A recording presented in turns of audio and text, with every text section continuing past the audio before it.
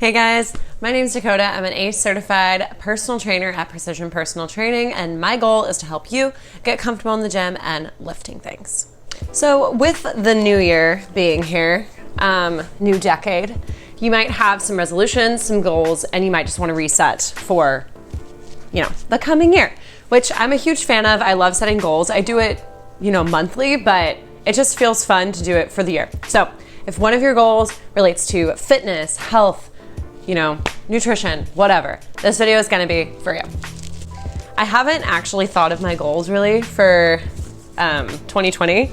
I just haven't sat down and done it. So I'm gonna do that probably sometime later today, but I spent my New Year's Eve eating Thai food and watching the Hunger Games. And then I choked on a cough drop because I was a little sick. So it's fine, we made it.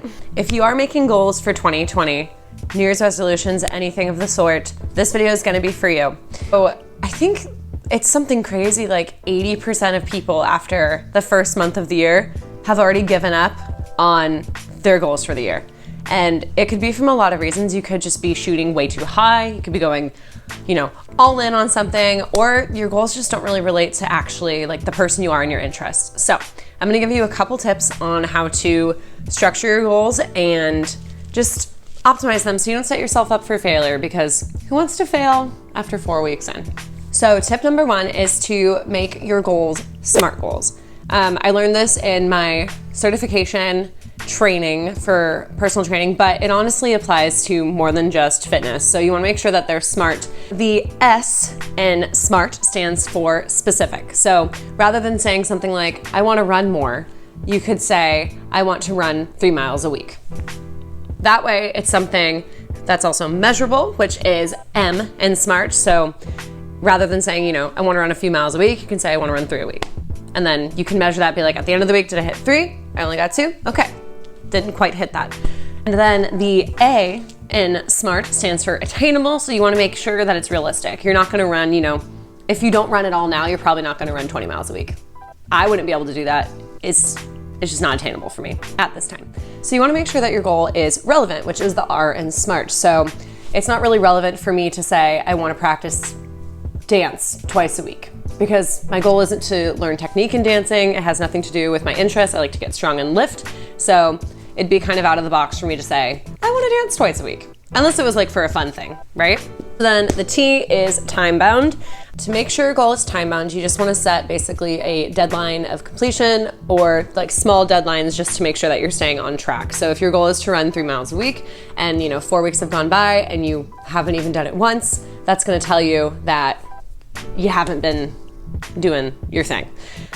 So a good example of a SMART goal would be, rather than saying, I'm gonna get strong this year and I'm gonna get a heavy deadlift, you could say, I want to follow a program that a trainer or a coach has written for me and then hit body weight and deadlifting by June of this year, depending on where you're at, if that's realistic for you.